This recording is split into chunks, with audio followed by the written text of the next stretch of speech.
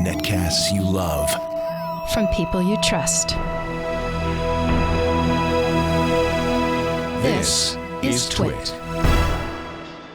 This episode of Ham Nation is brought to you by ICOM. For more information, visit icomamerica.com/hamnation. By FreshBooks, the ridiculously easy-to-use cloud accounting software helping small business owners thrive. Try it free for 30 days at freshbooks.com/hamnation. And by Rocket Mortgage by Quicken Loans.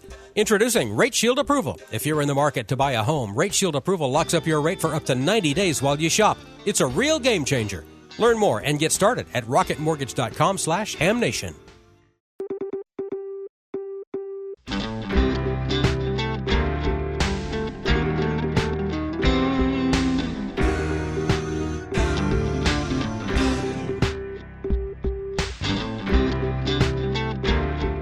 This is Ham Nation, episode number 362, August 8th, 2018.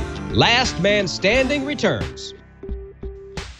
Hello, everybody. It's Bob Heil, K9EID, and we're in our office here in Illinois. And we got a great show tonight. Going to learn a lot of things and going to meet some people. And you're going to hear about the Huntsville Hamfest. That's very important. So lots going on, but let's see who all's here. First of all, Gordo, how are you doing out in California? Everything okay with the fires and stuff with you and Suze? Well, the fires are very close, Bob. It's about 100 degrees here, and fires on two sides of us, but luckily about 8 miles away. The Hawaiian beacon has been coming in all week, 2,500 miles, 60 watts, and a couple of beams. We worked Hawaii. And this weekend, Bob, it's Perseids meteor shower. Bob, back to you. You got it. All right. We'll be back to you in just a couple of minutes. Let's see what's going on down in Mississippi. George, how are you doing? You've been out tracing transmitters, haven't you? Oh, well, I have, Bob. I've been out to transmitter site yesterday. Actually, I went to 2 yesterday. I ended up working about 2 days worth yesterday because I got through at one site and another site called me and said, hey, we got problems over here, too. So anyway, we're going to have a little Tales from the Transmitter tonight, Bob. Okay. I love those tales from the transmitter. Those are usually really good. Don, I bet you like to hear the tales from the transmitter. What do you think, huh? It's Don Wilbanks. I do, because, you know, I see life from the other side of the microphone. I'm typically the loose nut behind the mic that George has to go and fix, make do with. Most engineers, you know, they have about as much trouble dealing with the talent as they do the equipment. I love the behind the scenes stuff in broadcast, because it's what I've been doing for 40 years. Speaking of the fires, I got a picture that was a private message to me via Twitter from Dr. Scove earlier today, that the fires are fairly close to her parents' home too. And in fact, she said they had dropped retardant in her parents' backyard. That's how close the fires were. And they looked like they were like on the next ridge over from her parents' house. So hopefully all those people in California are, so many people have been affected by it. And we have our fingers crossed that they'll get those fires under control again soon. Biggest fire in California history going on out there in the brush fires. It's terrible. We'll have a report on that on Amateur Radio Newsline, the headlines, and also we'll have video from Dr. Scove today with the solar update. Bob, back to you. It's a full show. Okay, yeah, we've got good stuff tonight, and Amanda is going to be watching the chat room, so we'll be in there a little bit and visit with some of the folks in the chat room. Well, I want to kick off things here tonight. I have a few minutes I want to take. Really incredible. This past week, I got about a half a dozen emails, and most of them were all about the same subject. They're new hams, they have new transceivers, and they're having problems getting them on the air. And several of them had the new 7300. One of the others had a 718, so on and so on. And it's like, it all boils down to the fact that they're having problems with the antenna. And they ask me, how do you do this? Where do you start? What do you do? Well, first of all, look for a good club. There's a lot of great amateur radio clubs around your territory, I guarantee you. And that's the best advice, is to find an active club, especially one that can help you get into the building of antennas for low frequency and so on. And others, of course, are repeater clubs. But to me, you really need, if you have the transceiver now and you have that investment, let's make it work. And my advice to all new hams is do not try to work every frequency that you now have on your license. Pick one of them. And I like to pick 40 meters. The reason it's open just about all the time. 20 dies usually long about the sundown. 75 is crowded and very noisy, and you got to have bigger antennas. So here's my advice. You want to build a 40-meter dipole. No, you don't want all these other things. We want just simple dipoles. To get the right length of them, you dial up 468 divided by the frequency in megacycles. But you don't even have to do that. Just cut a couple of pieces of 33-foot long wire. Go to Lowe's, buy some number 16 copper, solid, and get 66 foot of it and cut those wires. Now, what you're looking at here, I use a piece of plexiglass. I've done it with sometimes Formica, but that's not a good thing. Plexiglass works great. Or if you have a fiberglass plate, a lot of times I'll have some old printed circuit boards, and you drill 4 holes. And, they could be like a 1/2 inch. And then that little square in the bottom, you mount a coax connector. That's the back of a chassis mount coax connector. And then you route your wires, your antenna wires, through those holes. And that works really good for a center insulator. You screw the coax on the other side, and you don't need anything wild. Just good old RG58U works wonders. And there you have a great 40-meter antenna. It's a half-wave dipole. It also works a little bit on 15. But as I said, don't get all mixed up trying to work everything out there at first. And the reason I say that is you get the feel of amateur radio. You get the feel of talking to people and getting involved, and you meet new friends all over the country and the world. Some of you might recall a few years back we did this. And I took a radio that R&L, Roger, I told Roger, I said, find me a radio in the flea market at Dayton. I never get to go out on the flea market. And he did. He found an ICOM 730, an old ICOM, but it worked good. And he paid $150 for it. We made that very antenna. I didn't even mess with it. Was 33 foot each side. You can give or take whatever you want. You can argue up, it needs to be 30. No, just cut it to 33 foot. See what happens. You know what happened? I had a cherry tree out in the back of the house, and I had 2 of them, and it didn't get up more than about 15 or 20 feet between the 2. And if you'll remember, this was live, and the first station I worked was London, England. It was not set up. I just took what came, and what came across the receiver was London. That's the kind of fun that really makes ham radio, and it can happen for you. Nothing big deal.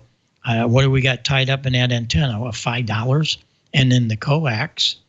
And you're going to have a lot more to do than that, but that'll get you started. and you can play around with adjusting ends of it. And you don't need to cut an antenna. You can wrap it back on itself and wire tie it, just the length between the ends of it. But 33 foot's going to get you. It's going to get you on the air, and from there it really gets more fun with all the other bands. But no, get on one band, stay on it, and I think you'll find you're going to have a whole lot of fun. Send me an email. Let me know what happens when you do that. And if you have one of the new transceivers, this will work just fine. And from there, we can get into different. Want to do a 2 or 3 band and switch them. That's the way to do it. You do a dipole for each band and then have a rotary switch. And I just love dipoles.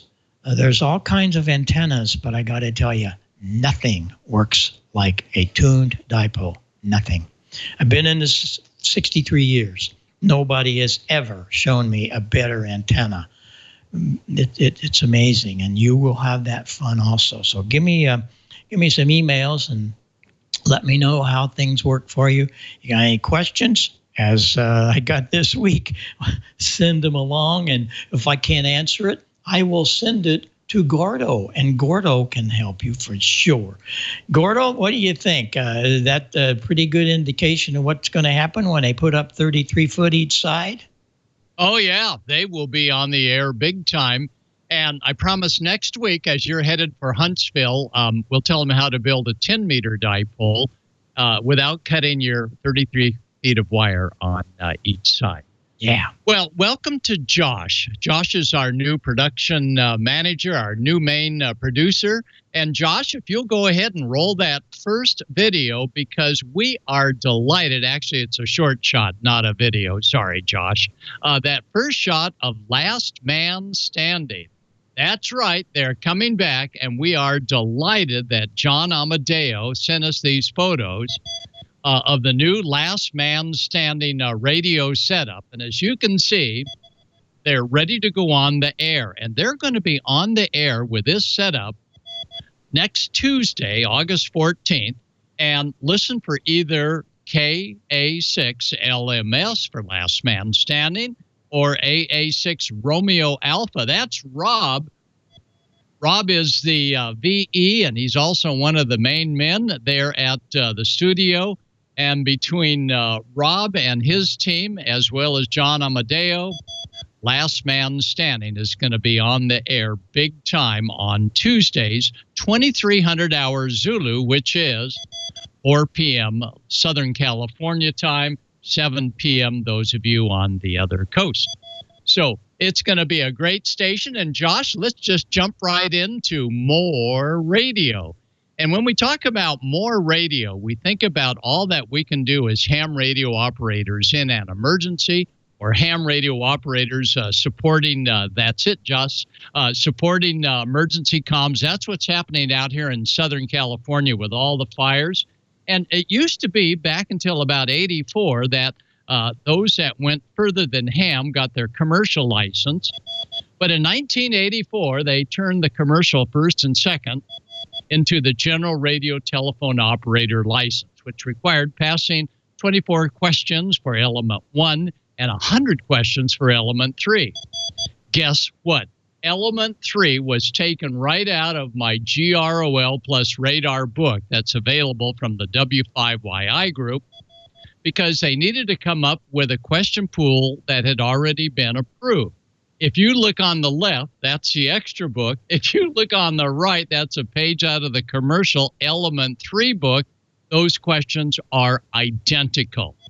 In fact, about half of what you'll be studying is identical for the commercial that you studied for extra class. Now, the big deal about the commercial license is you might get a boat ride, because every 5 years, the U.S. Coast Guard wants to see an inspection aboard those vessels that carry passengers for hire, which means that you're going to be busy checking out with pretty much common ham gear, your VHF radio equipment aboard, looking at the EPIRB. Most important, using your equipment to double check that the antenna's okay.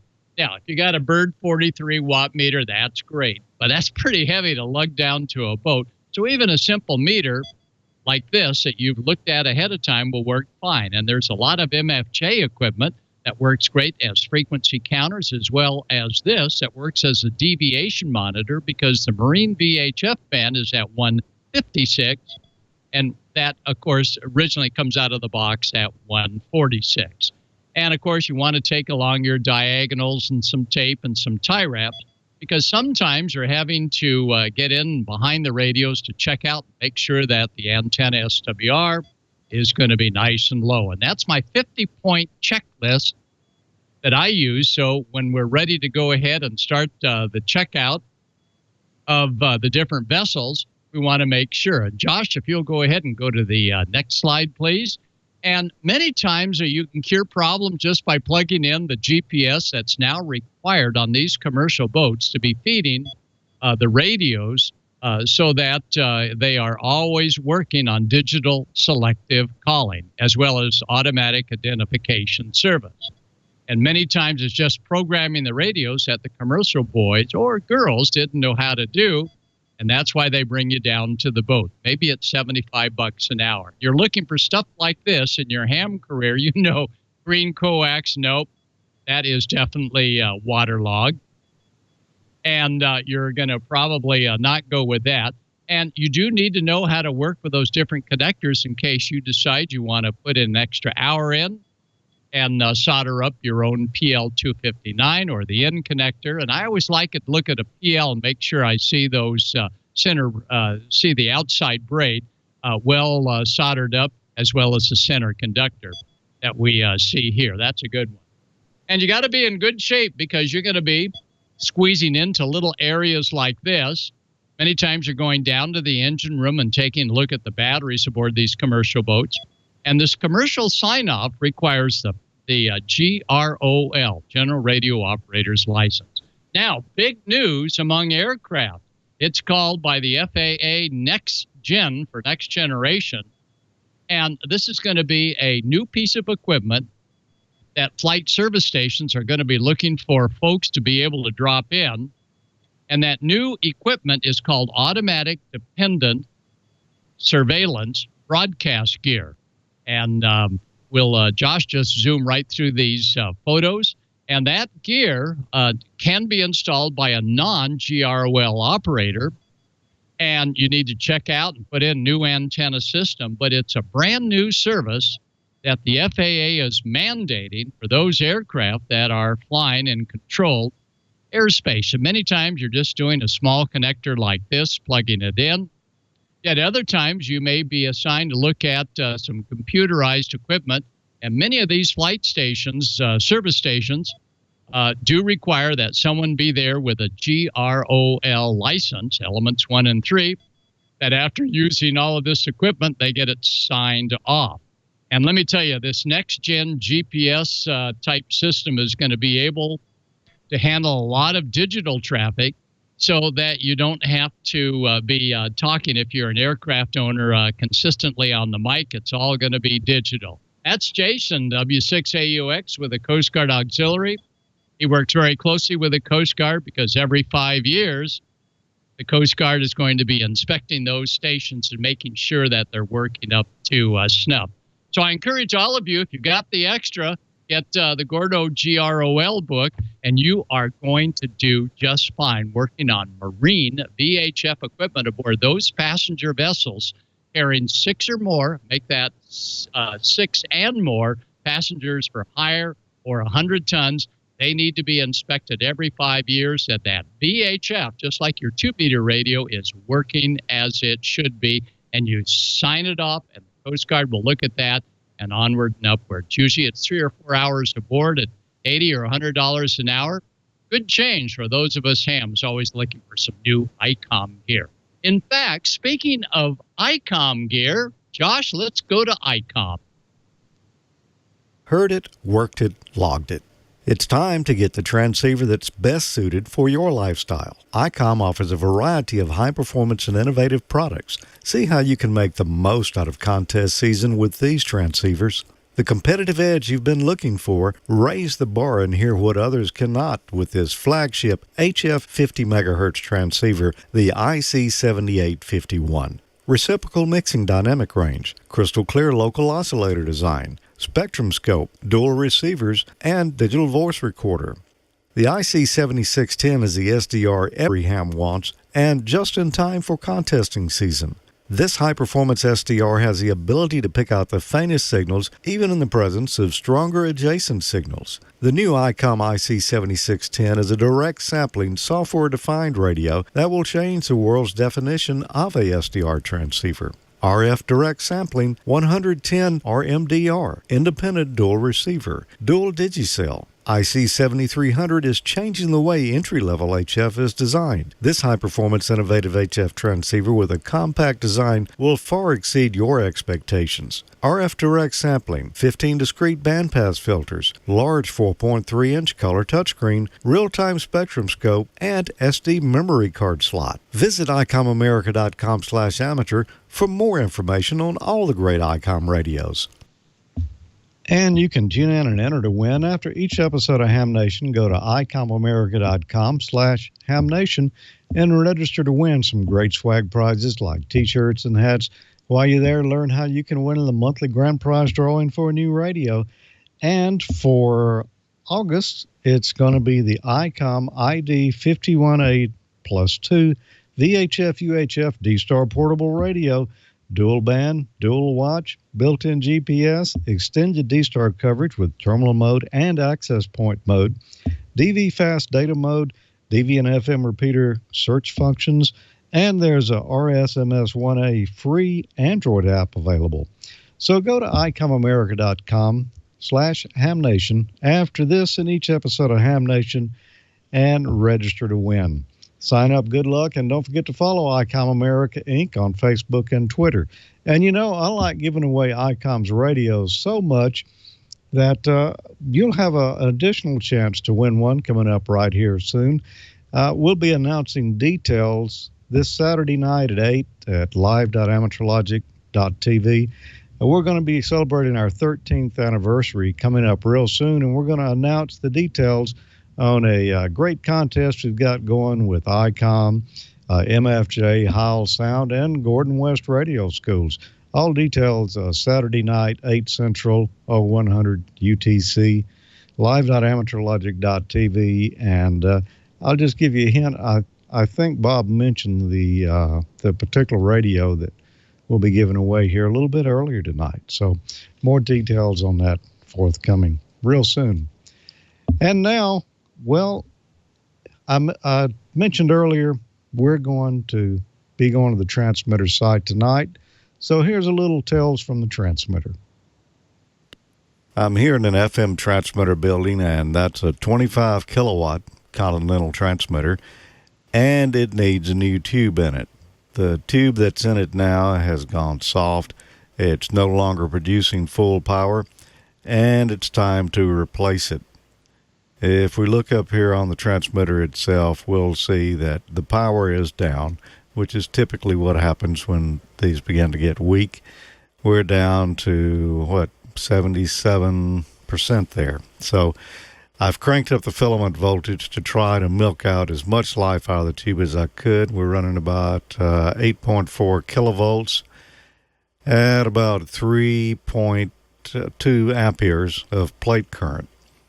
So we're not making full power. And it's time for a change.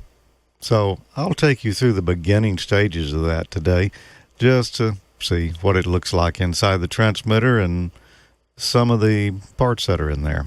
Here's the tube we're going to replace. It's a 4CX15000A. This is a rebuilt tube. It's pretty fair size. If I set a pin on top of it, just to give you an idea of scale, maybe that'll help show you how large it is. As I mentioned, this is a rebuilt tube, although it looks almost new there. Looking closer here at the plate where the connection goes, you can see that has been cut and welded back several times. Also around the bottom here of those fins, they cut the tube to remove all the elements out of it, and each time they redo this tube, that stem gets just a little bit shorter, so eventually they won't be able to rebuild it anymore. All this up here on top, that around the edges you see, that's just a heat fin there that air blows through. And down here on the bottom, if we look up under it, we'll see the 2 connections for the filaments. There's one right there, and then the other one right around it. On the outside here, the control grid and the screen grid connections, and of course it's made out of ceramic, and the top of the tube, the heat fins and all, that is the plate. Now these are rebuilt and they're getting kind of old. If you look close, you'll notice a lot of pitting on the handle on this one right here. They replate them each time, but you can see where that one has taken some abuse in the past. Fortunately though, our plate blocker connects below that, so it still looks clean down here on this area where we'll be connecting to. So hopefully this will be a good tube. I've turned off the main transmitter now, and I've got the auxiliary transmitter on the air. This used to be the main transmitter years ago. You can see the power is down on it some. The engineer before me tapped down the transformers in it, so it won't make full power now. Mainly what we want out of this transmitter is reliability. We need it to be there when we need it without question. So operating it at a little lower power will help ensure that. It would probably make full power if I retapped it. Over here is the antenna switch that selects between the 2 different transmitters and sends that signal either to the antenna on the tower or to the dummy load. You can see there goes the transmission line to those 2 transmitters. This is remote control, so it can be switched remotely. Now, if you follow this line down, there's a 25 kilowatt dummy load sitting right there.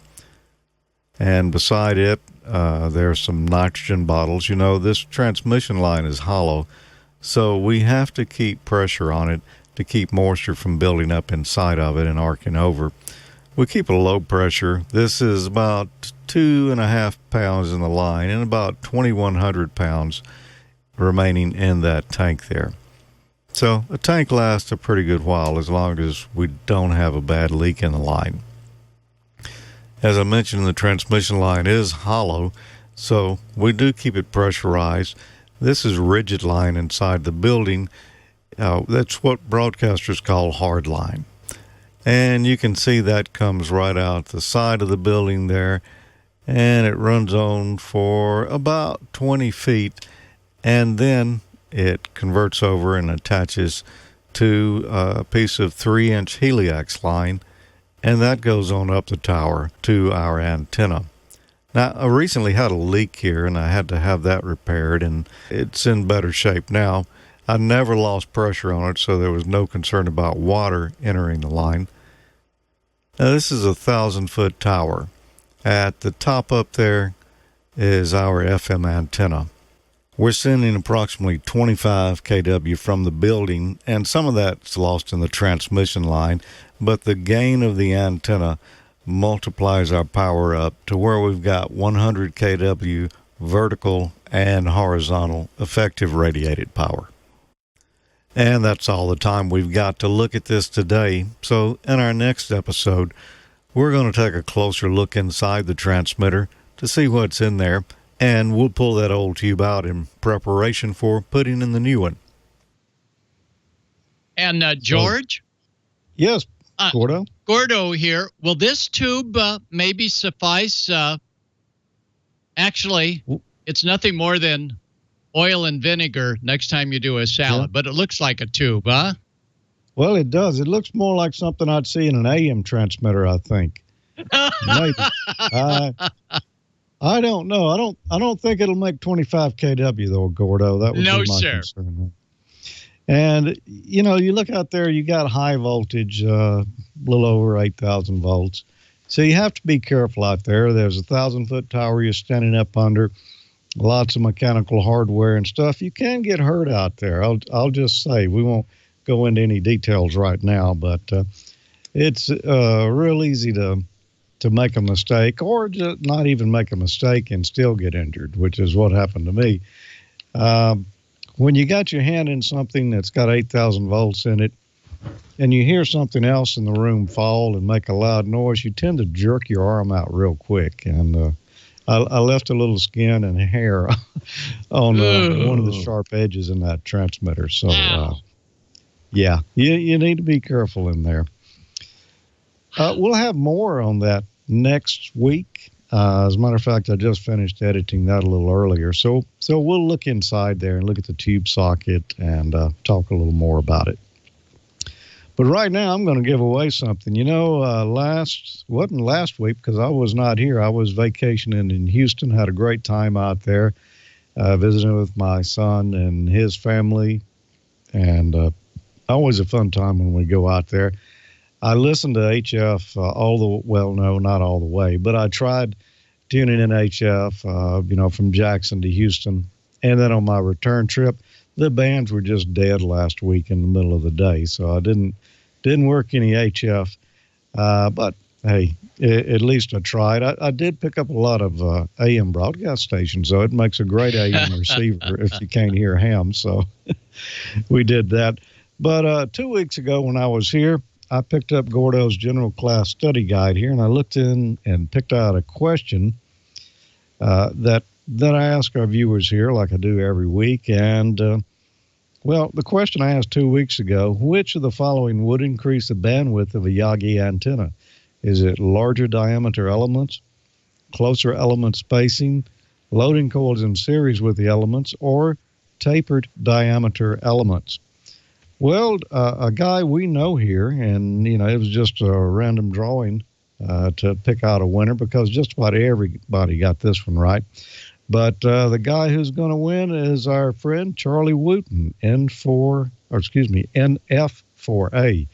Charlie's actually been here on Ham Nation before. He's a well-known broadcast engineer down in Panama City and also a real big contester. And he participates in so many big contests all over the world. He's always on the road traveling. I think he was at the big events they had over in Europe just recently that Val talked about.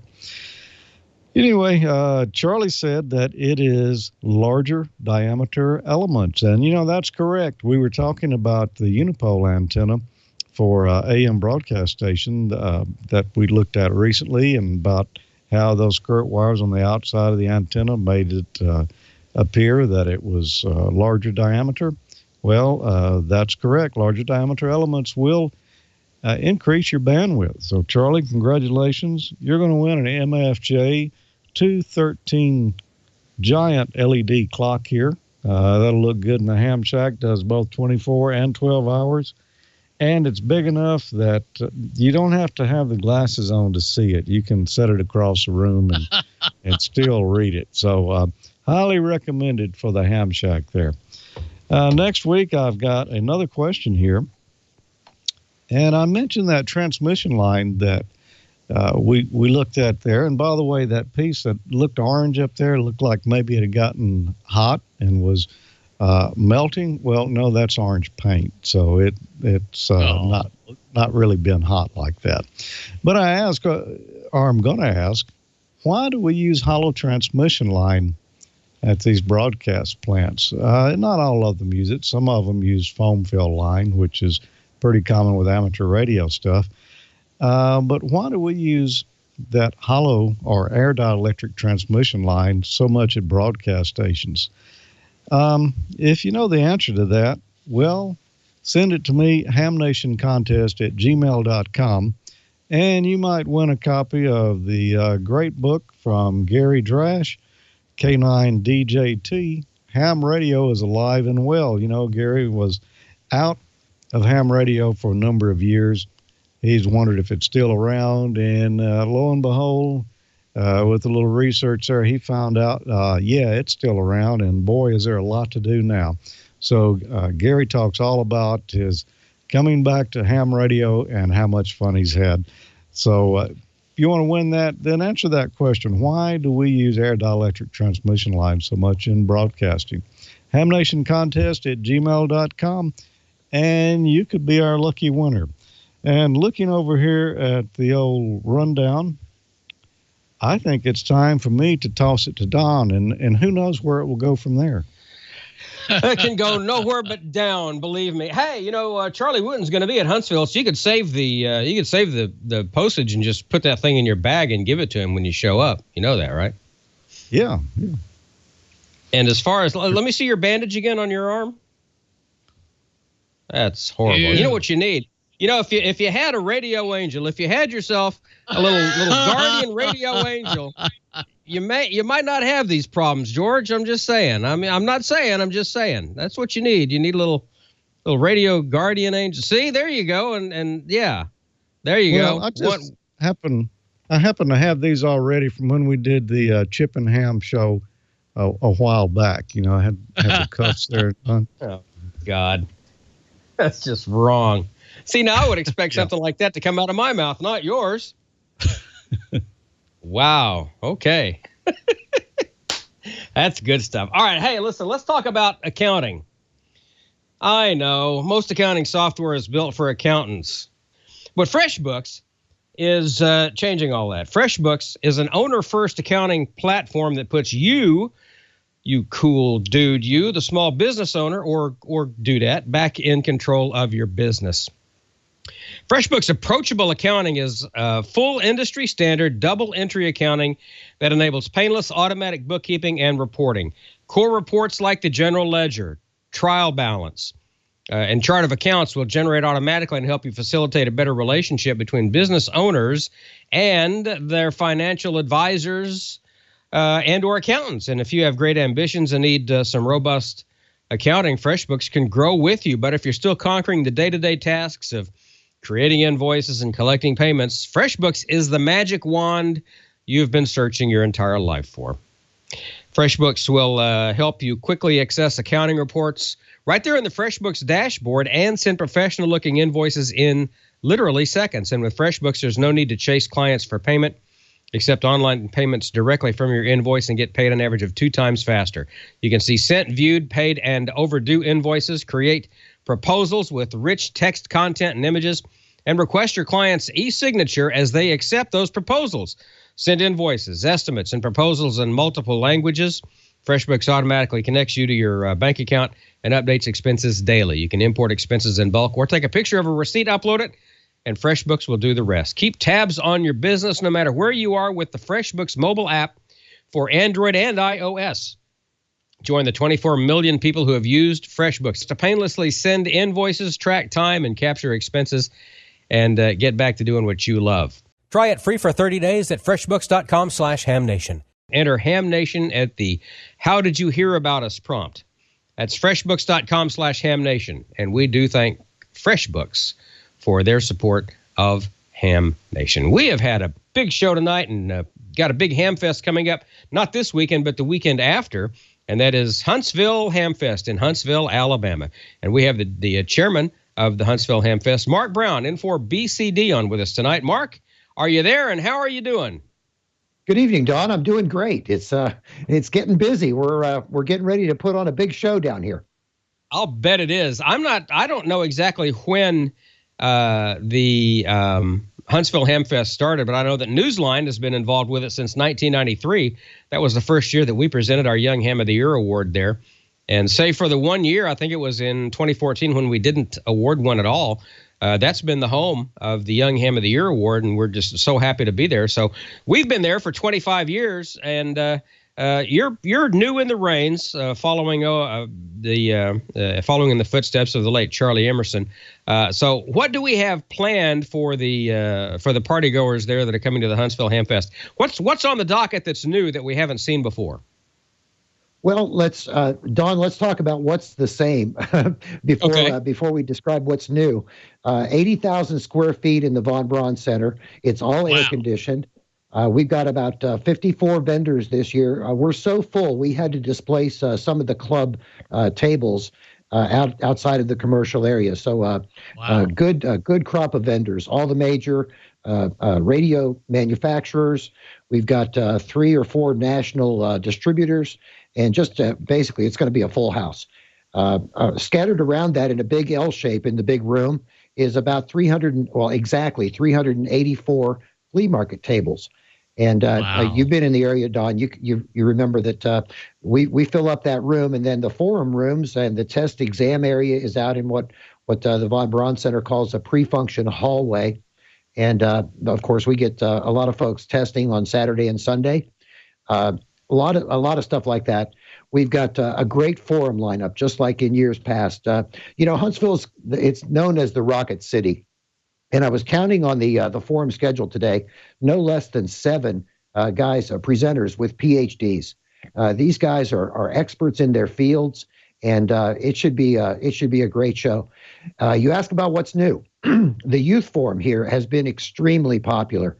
Dr. Monty Bateman has year after year put on a tremendous youth lounge. The folks that visit from Dayton and Orlando say, hey, we got to do that. We got to do, and they picked it up from us. But Monty Bateman he's going to expand it this year. It's going to be about 50% larger. Last year, he implemented a GOTA station and a couple of other additional things, robotics. But he hasn't really told us what he's doing new this year. But we can bet that it's going to be a popular activity for hams young and old. One of those things, Quicksilver, John B. at Quicksilver is donating some solder stations. So he'll be having a bit of a solder school.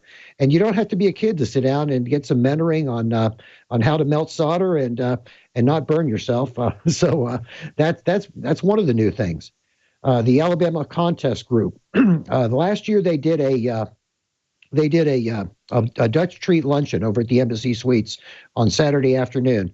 Well, that proved to be very popular. We're formally promoting that this year, so get some more activity there. I heard you mention, or somebody mentioned before, Charlie Wooten. Yeah, Charlie's going to be there, and he was at WRTC. I have to congratulate him for winning that 24-hour clock. And Charlie will be there doing a forum on his WRTC event. Let's see what else is new.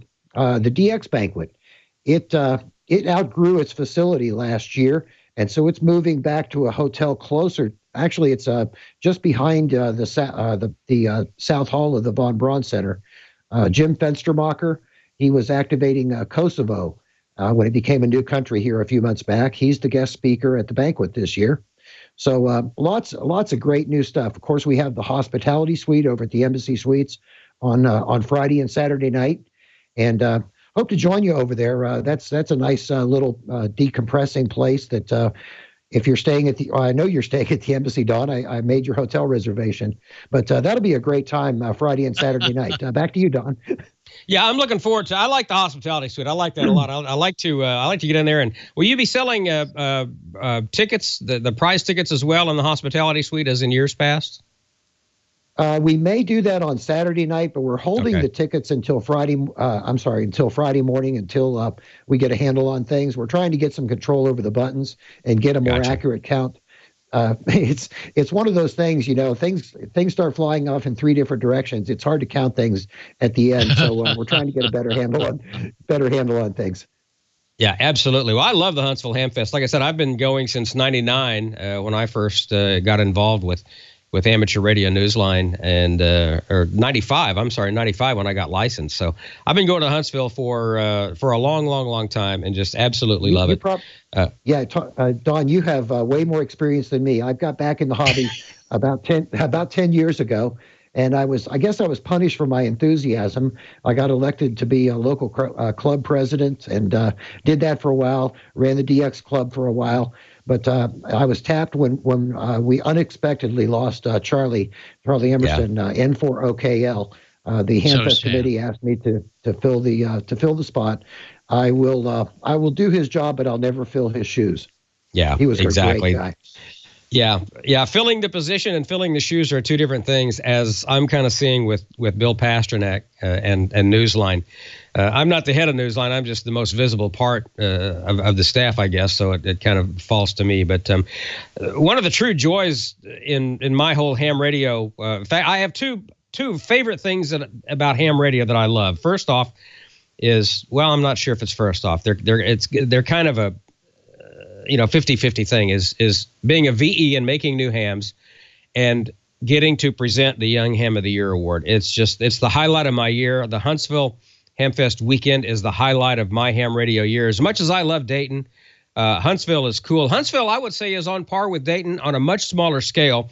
And what I like about Huntsville is, as you said, everything is indoors under the same roof, being cooled by the same air conditioner. And if you stay in the embassy, you don't even have to go outside, because you park at the embassy, you stay in the hotel, you cross a sky bridge, an air-conditioned sky bridge, and go right into the Von Braun Center. And you don't even have to go out into the North Alabama August heat, which is just absolutely brilliant. But it's a great ham fest, and it's an amazing venue, and it's one that I look forward to it every year. Talking about the forums, there's one forum I'm really looking forward to, and it is also on WRTC, and that is from Bryant Rascal, who is our incoming Young Ham of the Year. Yeah, he's going to present a forum on WRTC from his point of view, and he was the youngest operator there and the only youth operator from North America. I believe his counterpart, his teammate, I believe was from South America, Chile, I want to say. I'm not sure. I could be wrong on that, but so I'm looking forward to that, and I think Bob Heil's going to be giving a forum as well. Anything Charlie Wooten does is going to be wrapped up in fun. So yeah, it's a great hamfest, and if you've never been to the Huntsville Hamfest, I highly recommend you go, because it is one of the great hamfests in the country. Yeah, Don, you mentioned too the other Hamfest, Orlando and Dayton. They're going to share, or they're not going to share. They'll have adjacent booths here in Huntsville, and I had the privilege of visiting with the Dayton guys, the Dayton committee and the Orlando committee at visits to their respective Hamcation and Hamvention. We get along really well. We don't really see ourselves as competition. These regional things, of course, Dayton draws folks from around the world, but Orlando's got their local folks, a good turnout down there, and we get a good turnout here. But we learn from each other, and we adopt best practices, because these events are for the visitors. They're for the vendors. We want to make it good for everybody, because it helps everyone when these kind of shows. Folks leave with a positive image of ham radio and the events. So, Don, we work with those guys, and I'm looking forward to seeing them again. The Dayton guys, Jack Gerbs, the new chairman up there, his daughter's getting married, so he won't be here in Huntsville. But the guys from Orlando are coming up, and we're looking forward to the contingent that comes down from Dayton. And you can bet we'll be together in the embassy on Friday and Saturday night. Oh, absolutely. Well, Mark Brown in for BCD, thank you so much for being a guest on Ham Nation tonight, and we're looking forward to seeing you in a little bit more than a week and presenting the Young Ham of the Year award there at 2 o'clock local time there in Huntsville on Saturday the 18th, and it's just going to be a great time. And for anybody watching and wants to find out more about the Huntsville Hamfest, it's the easiest Hamfest website ever. Hamfest.org. I don't know how long you guys have had that website, probably a long time, but whoever came up with that was brilliant, just a genius. So hamfest.org is pretty much everything you need to know about what goes on at the Huntsville Hamfest and lodging and everything else around it. And so, Mark, we'll see you here in a little bit over a week. We nailed that one on the website name. And mention to Gordo too. I hear him in the background. I owe him an answer to his email, so that's coming in a couple of days. Gordo, I haven't forgotten you, but it's been a busy time, and I got a lot of irons in the fire. Well, Mark, have a great show. Wish I could be there. See you next year, but next week we'll feature Huntsville right here on Ham Nation a week from tonight, Mark. Yes, we Gordo. will. Thanks.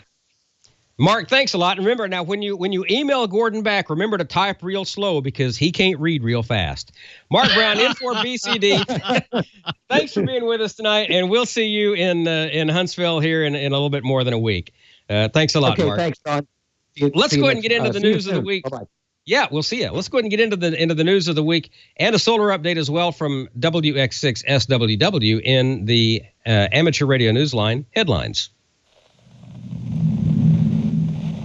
From Amateur Radio Newsline Report number 2127, these are the Ham Nation headlines for Wednesday, August 8th, 2018. We begin this week with a report from California, where officials were tallying up the damage from one of California's most devastating wildfires.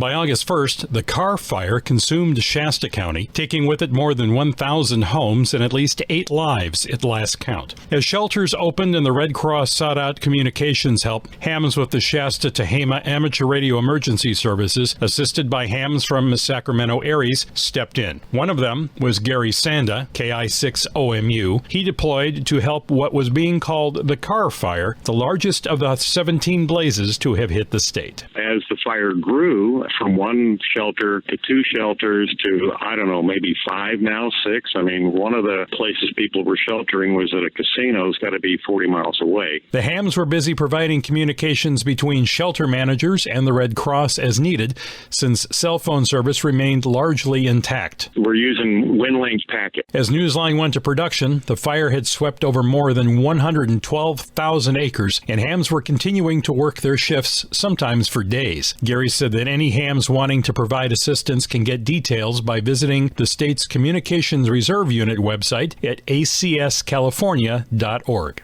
Newsline's Paul Brown, WD9GCO, reporting. In other areas of ham radio disaster response, the VOIP Hurricane Net has a new assistant director of operations.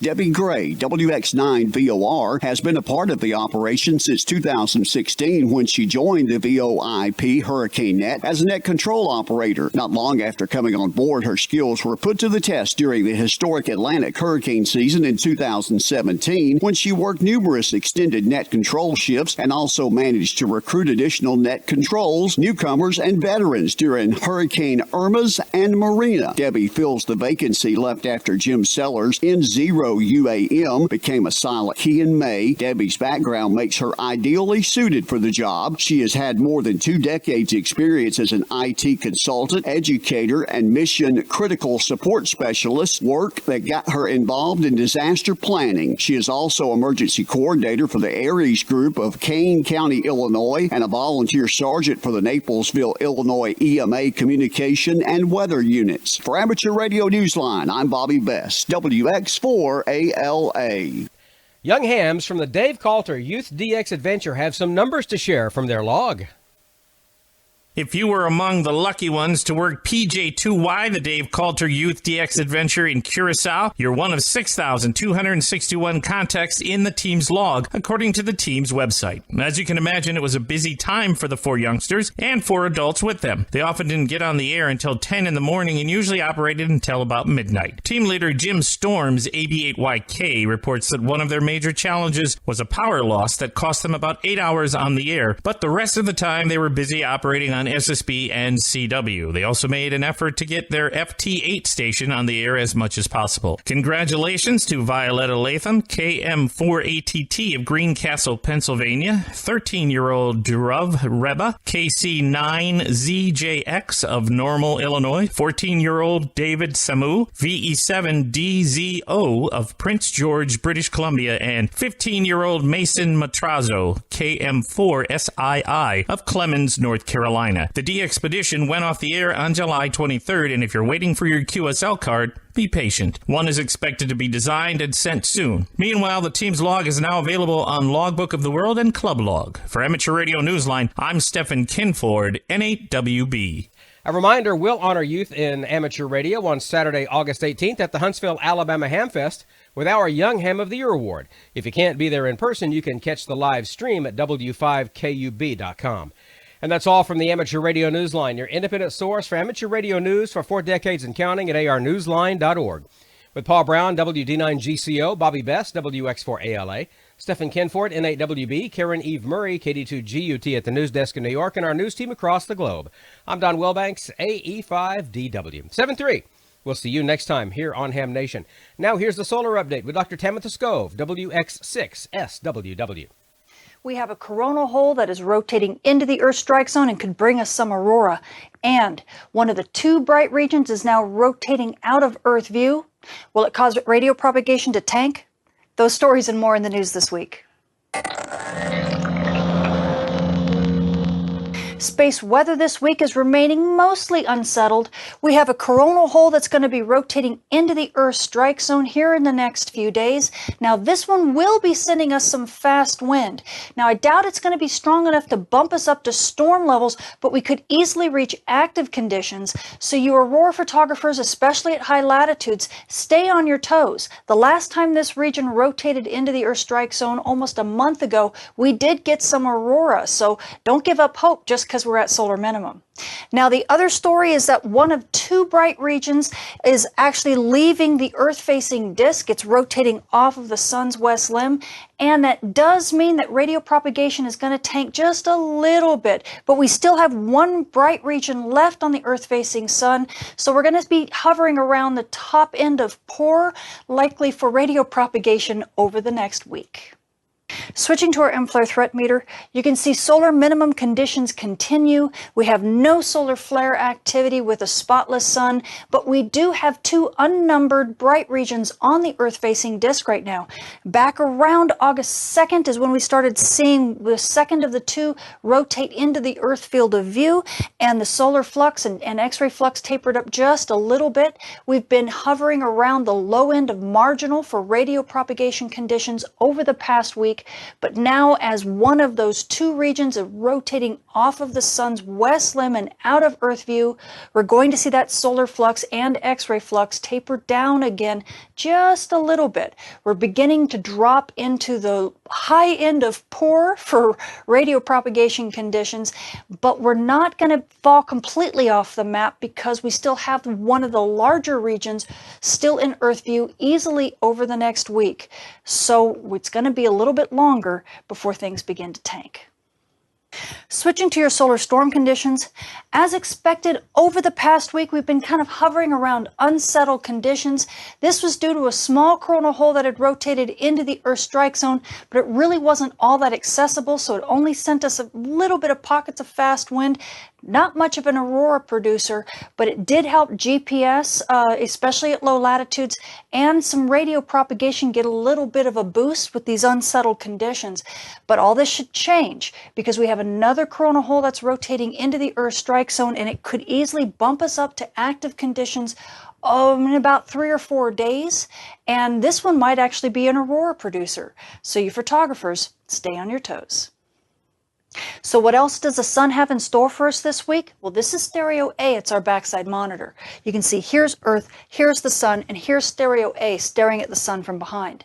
And what you can see on the backside is that there is a bit of activity. There's a bright region that's rotated to the west limb of stereo's view. That's the region that has rotated into Earth view and is keeping that solar flux up and boosting radio propagation, albeit at the top end of poor conditions. But that we'll enjoy here over the next week. The problem is that there's no other real bright regions in stereo's view. So that means in about 10 days, radio propagation is likely going to tank, and it may stay that way for quite some time. Now, the good news is for you aurora photographers, you get this region that's rotating into the Earth strike zone here in the next couple days that could give us a chance for aurora, especially at high latitudes. And then stereo showing us we've got one finger of a coronal hole that's going to be rotating into the Earth view here in the next day or so, and that could give us some aurora possibilities and even a larger chance in about 2 weeks when a larger coronal hole is going to be rotating into the Earth strike zone. So it looks like for aurora possibilities over the next couple weeks, we've got some good chances. Switching to your solar storm conditions and aurora possibilities over the coming week, we are anticipating the hit from that fast wind from that very small coronal hole that's going to be rotating into the Earth strike zone here in about 3 or 4 days. Now, at high latitudes, we're only expecting unsettled to maybe active conditions with about a 35% chance of a minor storm. At mid latitudes, we're only expecting unsettled conditions with about a 5 to 10% chance of a minor storm. And these conditions will last over a couple days before things begin to calm down. So your aurora photographers, especially at high latitudes, stay on your toes. But even if you don't get aurora this particular time, we actually have 3 chances over the next couple weeks to see some shots. Switching to our solar flare and particle radiation storm outlook over the coming week, I know I sound like a broken record, but everything is in the green when it comes to solar flares because we have a spotless sun. We're still dealing with solar minimum conditions. The nice thing is that we're hovering at marginal levels for radio propagation. It's the low end of marginal, but we're staying there for the next couple days before one of those two bright regions rotates completely off the Earth-facing disk. And then we're going to go down just a little bit in solar flux and end up at the high end of poor propagation conditions easily over the next week. Now, I'm also going to add one more piece of information that's new that I've been requested, and that's regarding the air crew and frequent flyers. When we have solar minimum conditions, this does mean that the cosmic ray flux actually penetrates a little bit higher and more intensely than normal. So as far as you frequent flyers and air crew are concerned, who fly more than about 800 hours annually and who fly often at 35,000 feet or above, you are now in the marginal levels for radiation dose. And that's just because of the cosmic ray flux that penetrates into our upper atmosphere. So please take the dose rates from the NARAS model into consideration in your flight plans. So despite being at solar minimum, the space weather this week is remaining a bit active. We have a small coronal hole that's rotating into the Earth strike zone, and that could bump us to unsettled conditions, possibly even active conditions over the next few days. So aurora photographers, especially at high latitudes, you could be getting some decent shots, so stay on your toes. Now, amateur radio operators and emergency responders, well, things aren't looking quite so great. We have 1 out of 2 bright regions on the Earth-facing sun right now that is rotating off of the sun's west limb, which means solar flux is beginning to kind of wane a bit, and radio propagation is kind of diving into the top part of low propagation, and it's going to stay that way easily over the next week before the second of those 2 bright regions rotates off of the Earth-facing disk, and then radio propagation is really going to tank, and unfortunately it's going to stay that way for easily the next week after that. Now, GPS operators, you guys are actually in a much better state because these unsettled conditions actually stabilize the upper atmosphere for you. So as long as you stay away from the dawn dust terminators and away from aurora, your GPS reception should look pretty good. I'm Tamitha Skov. Thank you for watching. There she is, Whiskey X-Ray 6, Sierra Whiskey's Whiskey. That's Weather 6, Space Weather Woman. Make sure you follow her on Twitter at Tamitha Skov, and she'll give you up to the minute, sometimes up to the second, reports about what's going on. I don't think the woman sleeps. Seriously, she's just amazing. We're going to talk to Amanda in the chat room, but first we want to talk to you about Rocket Mortgage by Quicken Loans, because this particular episode of Ham Nation is brought to you by Rocket Mortgage by Quicken Loans. We'll talk about buying a home for a minute. Because of rising interest rates, there's a lot of unpredictability when it comes to buying a home, and it's causing a lot of anxiety with some people. Well, the friends at Quicken Loans are doing something about that. They're calling it the power buying process. And here's how it works. Quicken Loans will verify your income, assets, and credit in less than 24 hours to give you a verified approval. That gives you the strength of a cash buyer. So what that means is once you're verified, you qualify for their all-new exclusive Rate Shield approval. First thing they'll do is lock up your rate for up to 90 days while you shop. Here's the best part. If the rates go up, your rates stay the same. If the rates go down, your rates go down too. Either way, you're a winner. It's the kind of thinking you would expect from America's largest mortgage lender. So to get started, go to rocketmortgage.com/hamnation. Rate Shield approval is only valid on certain 30-year purchase transactions. Additional conditions or exclusions may apply based on Quicken Loans data in comparison to public data records. Equal housing lender licensed in all 50 states. NMLS ConsumerAccess.org number 3030. That is rocketmortgage.com/hamnation. And we thank them for their support of what we do here at Ham Nation. We also thank Amanda for her support of the chat room. Hello, Amanda. How are you doing, Dollface? I'm doing excellently. Thank you for asking. Let's see. We've got quite a few things here. I have a couple of Hamfest to announce, so let's go over those first. We have TarkFest, which is in Tampa, Florida, August 18th, 8 a.m. to 1 p.m. Search for them on Google. You'll find out where they are. Also, we have the Kentucky Hamfest in Lexington, Kentucky, August 11th. Doors open at 8 a.m. Again, Google it. All right, this one is for George George, somebody wanted you to know that there will be a geosynchronous ham satellite with coverage from Thailand to South America by the end of the year. A first for amateur radio. What do you think? I think that's real cool. We'll have to, I guess we'll have to follow their lead on this one. It's going to be a good one, Amanda. It's going to be not available to us, but it will be available to South America, just a tip of it to the east, and all of Europe. Wow. And this is the kind of excitement that AMSAT has been following closely for our own AMSAT North America. Soon, maybe next year, geosynchronous space comms. So back to you, Amanda. Thanks, George. Thank you, Gordo. And that was for you, Gordo. And I sent it to the wrong person. That's what you get for taking a week off. All right. George, this one is actually for you. Walt W3DDT wants to know, what is the difference between new versus rebuilt tubes? Probably the cost difference. The cost difference. I haven't bought a new tube in probably 30 years, so I don't know. Actually, back years ago, I discovered that the rebuilt seemed back then to last a little bit longer than the new ones did. And they were about half the price. And I suspect a new tube is a little more than twice the cost of a rebuilt. And what they rebuild about it is they take all the elements out. They cut that stem off the bottom of the tube there, and they pull the elements out, and they replace all the metal, the grids inside of there, and the filaments with new materials.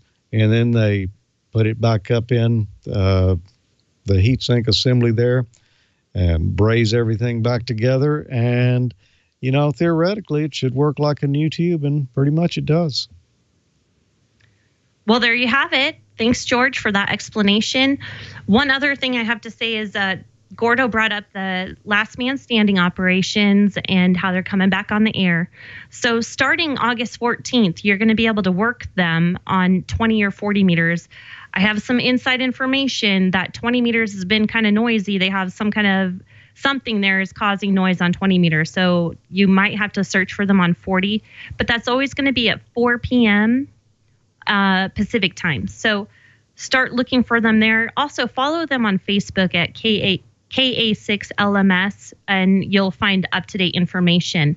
And if you don't have HF capabilities, they're also going to be operating on D-Star. So be sure to check them out, work them. You'll get a really cool QSL card. So that's going to be a lot of fun. All right, this question was for Bob, and I'm going to send it to Gordo. And this comes from Tom, N4HAI. He says, I just built a fan dipole for 80, 40, and 20 meters. It tunes up nicely on all bands. This was a lot easier than putting up 3 separate dipoles. Is there any disadvantages with a fan dipole? No, I think that's great. But before, George, I absolutely agree. Reconstituted oil and vinegar makes a big difference on tubes. No, fan dipoles are excellent in that the energy from the transmitter goes up the coax and will seek out the dipole element that is most resonant.